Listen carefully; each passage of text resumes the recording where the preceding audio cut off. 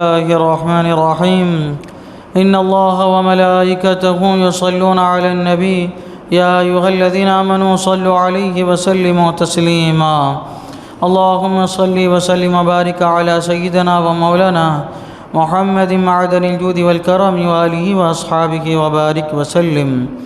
أعوذ بالله من الشيطان الرجيم. بسم الله الرحمن الرحيم. وَقُلْ جَاءَ الْحَقُّ وَزَهَقَ الْبَاطِلُ إِنَّ الْبَاطِلَ كَانَ زَهُوقًا.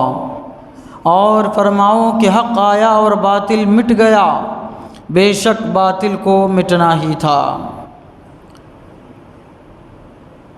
حضور صلی اللہ تعالی علیہ وسلم کو ایسے وقت میں کہ جب آپ کو پریشان کیا جا رہا تھا، آپ کے صحابہ کرام کو مکہ شریف سے باہر نکالنے کی کوشش کی جا رہی تھی. مسلمانوں کے لیے مکہ شریف کی سرزمین کو تنگ کر دیا گیا تھا. مسلمان بہت زیادہ پریشان ہو گئے تھے. ایسے وقت میں اللہ تبارک و تعالی نے حضور صلی اللہ تعالی علیہ وسلم کو یہ اعلان کرنے کا حکم فرمایا. کون سا اعلان؟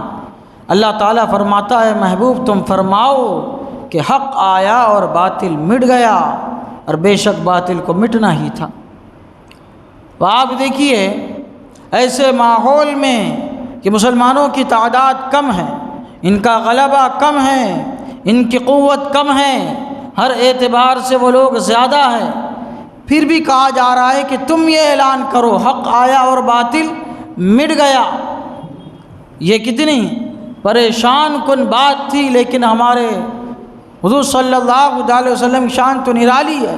صحابہ کرام کا عقیدہ دیکھیے کہ اللہ تبارک و تعالیٰ کے اس قول پر ایسا ان کا ایمان تھا کہ وہ جانتے تھے کہ ایک وقت ایسا آئے گا کہ اللہ تبارک و تعالیٰ یہ ساری چیزیں ہم کو عطا فرمائے گا. حضور صلی اللہ علیہ وسلم نے فرمایا کہ حق آیا اور باطل مٹ گیا. کیا مطلب ہے حق آنے کا؟ حق سے مراد کیا ہے؟ حق سے مراد یا تو خود حضور پاک صلی اللہ علیہ وسلم کی ذات مبارکہ ہے، اور زیادہ صحیح تر یہی ہے کہ حق آیا یعنی حضور صلی اللہ علیہ وسلم کی ذات مبارکہ آئی. اب ساری گمراہیاں، ساری جو ہے کفر و شرک کی تاریکیاں اور سارے روب دبدبے کفر و شرک کے یہ قیامت تک کے لیے کیا ہو گئے؟ ختم ہو گئے.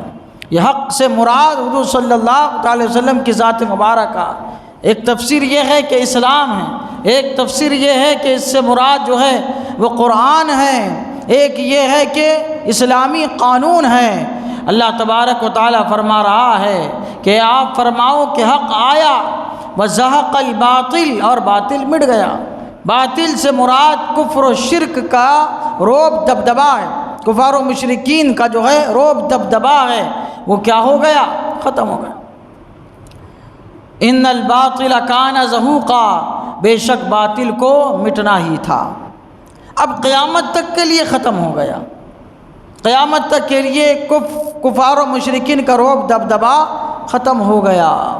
اللہ تبارک و تعالیٰ فرما رہا ہے اب اسلام اور اس کی قوت کیا رہے گی؟ غالب رہے گی. حضور صلی اللہ علیہ وسلم صحابہ کرام نے دیکھا کہ اللہ تبارک و تعالیٰ کا یہ قول بالکل صادق ہوا جب صحابہ کرام نے مکہ شریف کو، مکہ مکرمہ کو فتح فرمایا. جب مکہ مکرمہ میں داخل ہوئے تو اس شان کے ساتھ داخل ہوئے کہ لڑائی اور جنگ کی نوبت بھی نہ آئی.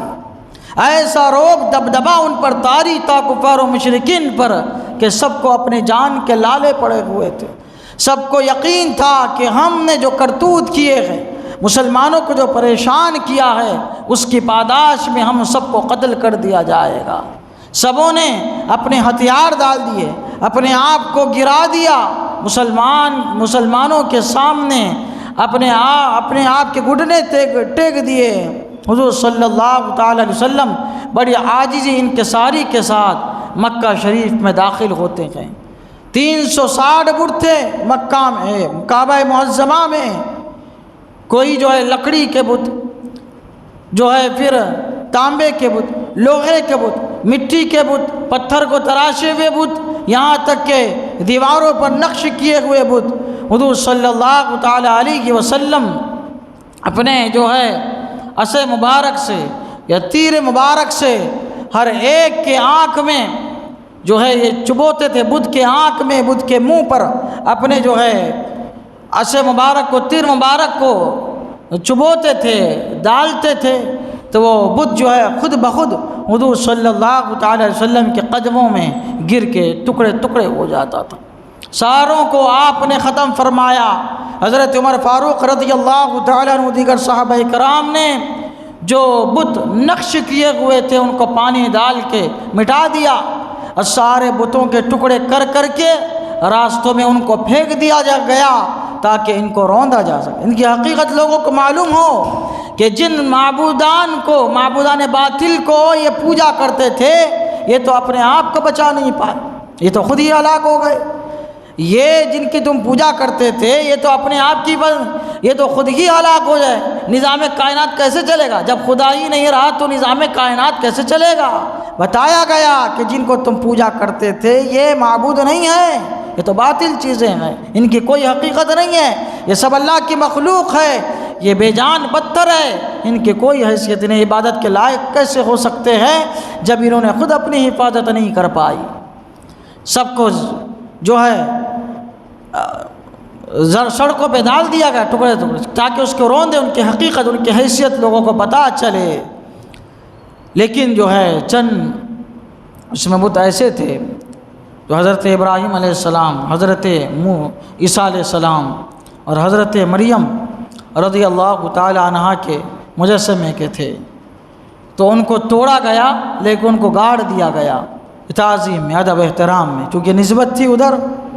نسبت کی وجہ سے حضور صلی اللہ تعالی علیہ وسلم نے فرمایا ان کو بھی توڑو لیکن ان کو راستوں پہ نہ ڈالو، بلکہ ان کو ایک جگہ جو ہے وہ گاڑ دو۔